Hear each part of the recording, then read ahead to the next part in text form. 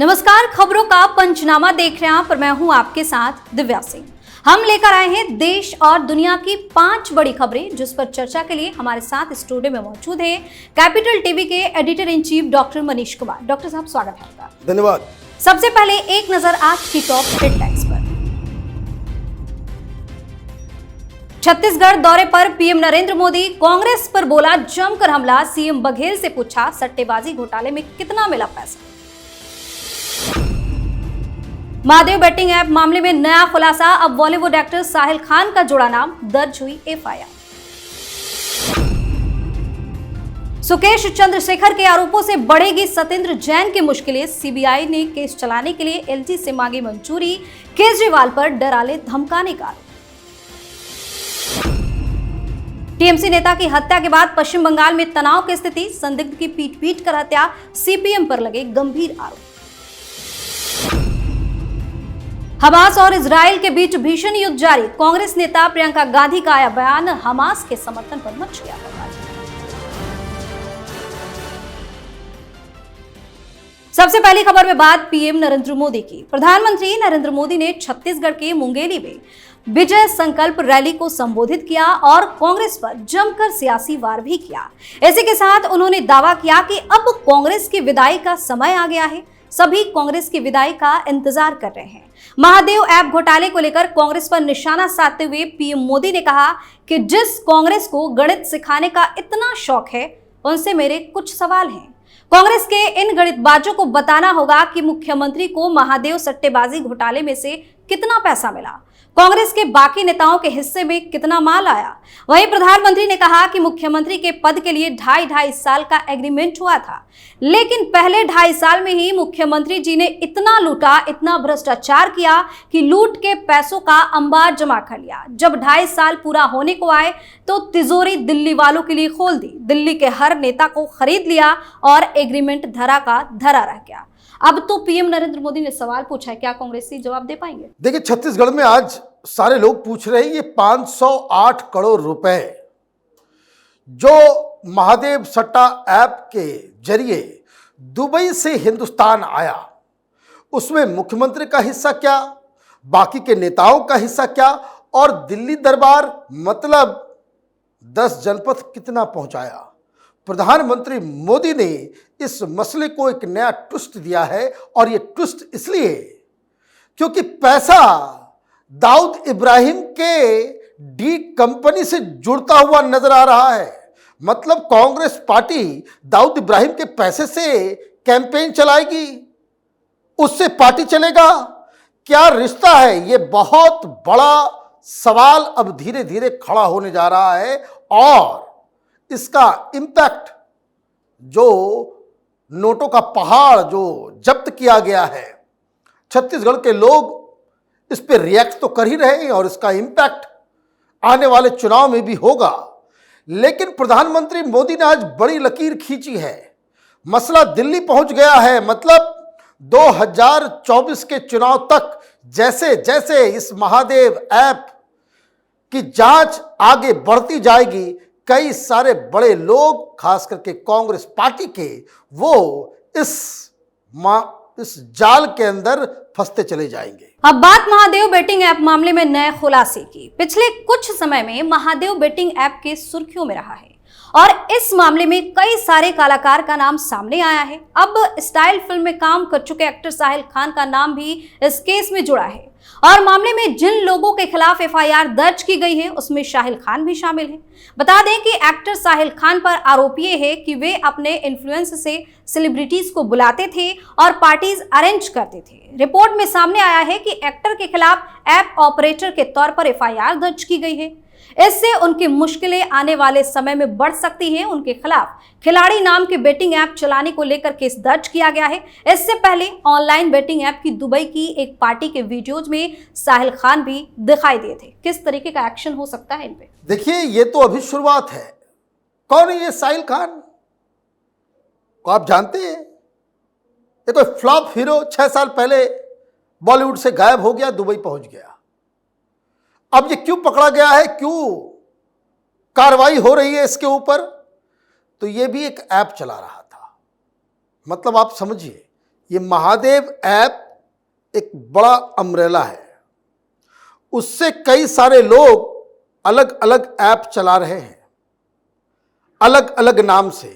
तो साहिल खान जिस ऐप को चला रहे हैं वो हिंदुस्तान में तो चल ही रहा है, पाकिस्तान में भी चल रहा है। कहां से चल रहा है? दुबई से चल रहा है। ये तो क्लियर कट केस है कि डी कंपनी दाऊद इब्राहिम के लोगों के साथ मिलकर के ये काम कर रहा था। पैसा कांग्रेस पार्टी के पास भी जा रहा है। अभी वो जो एक बर्थडे पार्टी का जो वीडियो जिससे बवाल मचा, ये तमाम बॉलीवुड के बी ग्रेड सी ग्रेड अनपढ़ गवार किस्म के लोग जो बड़े बड़े हीरो फन्ने खां बने हुए होते हैं स्क्रीन के ऊपर, ये सब वहां पे ताता थैया करते हुए पकड़े गए। उसमें कांग्रेस का भी लीडर गया था। मामला बड़ा जटिल होता जा रहा है। कांग्रेस पार्टी को ये महादेव ऐप, और नाम भी आपने क्या रखा भाई? भोलेनाथ को भी आप बदनाम करोगे इस तरह के कुकर्मों से? तो अभी तो सिर्फ शुरुआत है। इस तरह के कई सारे ऐप जो है वो चल रहे हैं। अब आप देखिए छत्तीसगढ़ में एक शख्स पकड़ा गया जिसने दुबई से वीडियो, सारे लोग दुबई से हैं। ये ओपन एंड शट केस होगा कि हिंदुस्तान की राजनीति में पॉलिटिकल पार्टीज को, खास करके कांग्रेस पार्टी को दाऊद इब्राहिम और सट्टेबाजी के पैसे से चलाया जा रहा है। मोहब्बत की दुकान खुल रही है आतंकियों और टेररिस्टों के पैसे से। ये एक बहुत बड़ा मुसीबत कांग्रेस पार्टी के सिर पे आया है। इस खबर में बात सीएम अरविंद केजरीवाल की बड़ी मुश्किल की। सीबीआई ने जबरन वसूली मामले में जेल में बंद दिल्ली सरकार के मंत्री सत्येंद्र जैन के खिलाफ आरोपों की जांच के लिए दिल्ली के उपराज्यपाल बीके सक्सेना की सहमति मांगी है। मंत्री सत्येंद्र जैन पूर्व जेल अधीक्षक राजकुमार के साथ मिलकर ठग सुकेश चंद्रशेखर सहित कई हाई प्रोफाइल कैदियों से बड़ी रकम वसूलने के आरोपों का सामना कर रहे हैं। बदले में उन्हें अधिकार क्षेत्र के तहत जेलों के भीतर सुरक्षा दी गई थी। इस बीच सुकेश चंद्रशेखर ने एक और चिट्ठी लिखी है। पता चला है कि नई चिट्ठी में उन्होंने दिल्ली के मुख्यमंत्री अरविंद केजरीवाल पर डराने धमकाने का आरोप लगाया है। साथ ही दावा किया कि सत्येंद्र जैन और मनीष सिसोदिया दोनों मिलकर जेल में समानांतर सिस्टम चला रहे हैं। Satyendra Jain money laundering case में मई 2022 से न्यायिक हिरासत में है। अब किस तरीके की फिर मुश्किल में फंसेंगे केजरीवाल? मतलब आरोप बड़ा संगीन है। सीबीआई एलजी साहब से परमिशन मांग रही है कि एक्सटॉर्शन रैकेट जेल के अंदर से चलाया जा रहा है। दो तीन बातें समझने की। ये जो तमाम दिल्ली की जेलें हैं ये केंद्र सरकार के पास नहीं है, ये अरविंद केजरीवाल के अधिकार क्षेत्र में दिल्ली सरकार। ये सत्येंद्र जैन कौन है? जब तक ये मंत्री था जेल मंत्री था। कैसा अभागा आदमी है। जेल मंत्री अपने ही जेल में कैदी बना हुआ है। लेकिन आरोप जो चिट्ठी लिखी गई है सीबीआई के द्वारा, सीबीआई कह रही है कि हमारे पास इस तरह के बहुत ही पुख्ता सबूत हैं जिसके आधार पे हम इन्वेस्टिगेशन करना चाह रहे हैं। और क्राइम क्या है? सिर्फ सुकेश चंद्रशेखर की बात नहीं है। सत्येंद्र जैन जेल के अंदर बैठ के एक बहुत ही सोफिस्टिकेटेड एक्सटॉर्शन सिंडिकेट चला रहा है। सिर्फ सुकेश चंद्रशेखर ही नहीं, जो कोई भी धन्ना सेठ या ये सूंघते हैं कि फलाना कैदी आया है इसके पास माल है तो उससे पैसे लो, तो कई सारे अधिकारियों का भी नाम आया है इसमें। और सत्येंद्र जैन जब जेल मंत्री ही अंदर जेल के अंदर देखिए कैसे मसाज करवा रहा था। हाँ, ये कहते भाई हम तो क्रांतिकारी हैं, कट्टर ईमानदार हैं, क्या क्या गुल्ली लोग खिला रहे थे जेल के अंदर में, ये सब कुछ सामने आया। लेकिन अब इसमें सबूत इतने इंक्रिमिनेटिंग हैं जो सीबीआई के सूत्र बता रहे हैं कि पैसा डिलीवरी बाहर हो रहा है, उसका सीसीटीवी फुटेज है। तो अब आप समझिए ये केजरीवाल बाहर बैठ करके धमकी दे रहा है और सत्येंद्र जैन जेल के अंदर बैठ के कैदियों से मिलता जुलता है और पता करता है कौन मालदार पार्टी है, उससे उगाही का काम कर रहा है। कितना नीचे गिरेंगे ये लोग। हर बात में झूठ, हर चीज में झूठ। अब सीबीआई को परमिशन एक दो दिन के अंदर अगर मिल जाती है तो अरविंद केजरीवाल, आम आदमी पार्टी, सत्येंद्र जैन, मनीष सिसोदिया, इन सब का एक और कुरूप चेहरा दुनिया के सामने आएगा। अगली खबर में बात टीएमसी के नेता की हत्या की। पश्चिम बंगाल के साउथ परगना जिले में टीएमसी के एक नेता की हत्या के बाद स्थिति काफी तनावपूर्ण बन गई है। इस घटना के बाद कई घरों को आग के हवाले भी कर दिया गया है। इस घटना के बाद टीएमसी और विपक्षी दलों के बीच राजनीतिक बयानबाजी का दौर भी शुरू हो गया है। बता दें कि टीएमसी नेता सैफुद्दीन लस्कर की उनके घर के बाहर गोली मारकर हत्या कर दी गई। लस्कर जयनगर के बामुगाची क्षेत्र में तृणमूल इकाई के प्रमुख थे और उनकी पत्नी पंचायत प्रधान है। इसके तुरंत बाद लस्कर के समर्थकों ने एक व्यक्ति को पकड़ लिया जिस पर उन्हें उनकी हत्या में शामिल होने का शक था। उसे पीट पीट कर मार डाला गया। सत्ताधारी पार्टी के समर्थकों ने इलाके के कई घरों को आग के हवाले कर दिया। इन सब के बीच तृणमूल नेताओं ने आरोप लगाया है कि सैफुद्दीन लस्कर की हत्या के पीछे सीपीएम समर्थकों का हाथ है। हत्या पर अब राजनीति तेज हो गई। देखिए, हत्या पे राजनीति तेज नहीं हुई है। यह बता रहा है बंगाल की स्थिति क्या है। आप कांटेदार वृक्ष रोपोगे तो वहां से फल नहीं निकलेगा। तृणमूल ने पूरे समाज को क्रिमिनलाइज कर दिया है। एक हत्या होती है तो कम से कम जो पार्टी सरकार चला रही है उसकी तो कुछ जिम्मेदारी है, और वहां पुलिस काम करती है तृणमूल कांग्रेस के फोन के ऊपर। अपने आग लगने कैसे दिया? कहीं कोई घटना घटती है अगर देश में इसी तरीके से आगजनी होना शुरू हो जाए, हमारा समर्थक तुम्हारा समर्थक, तो एक बहुत बड़ी समस्या है। 3 चीजें इससे समझ में आ रही है। पहली चीज ये कि लॉ एंड ऑर्डर, कानून का राज बंगाल में खत्म हो गया है। पुलिस वहां मूक दर्शक बन गई है। दूसरा, राजनीति का पूरी तरीके से अपराधीकरण हो गया है। एक उसको मार रहा है, उसको मार रही है। किस तरह की राजनीति है भाई?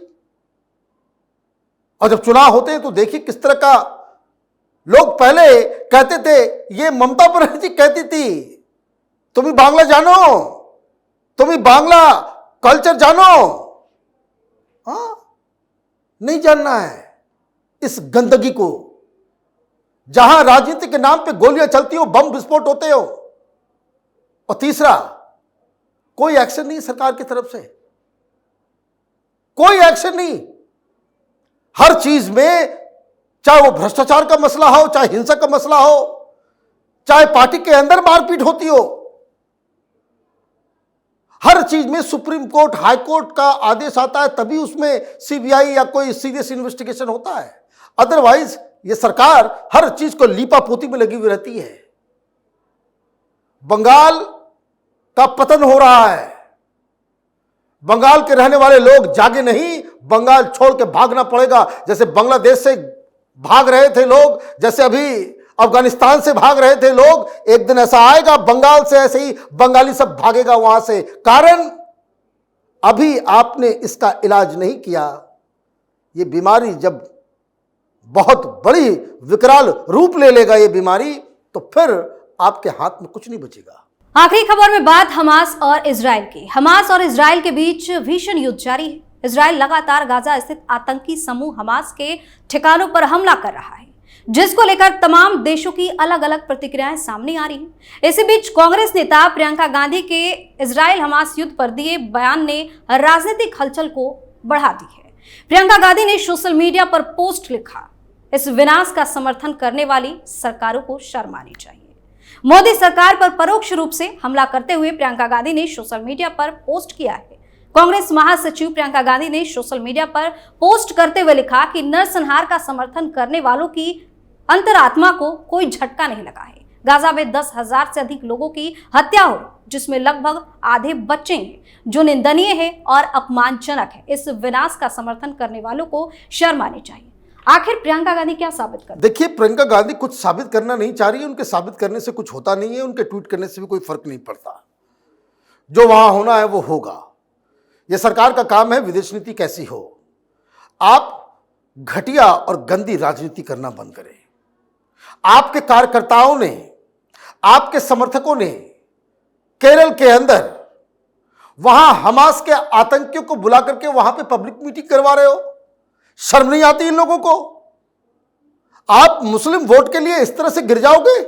और लोगों की मौत में अभी जो इनको पीड़ा हो रही है, जब ये हमास के आतंकी इजराइल के अंदर घुस के 6 महीने बच्चे के सिर पे गोलियां मार रहे थे, ओवन में उसको बकायदा बंद कर दे रहे थे, तब तो आपका ट्वीट नहीं आया। क्यों? मुस्लिम नाराज हो जाएंगे।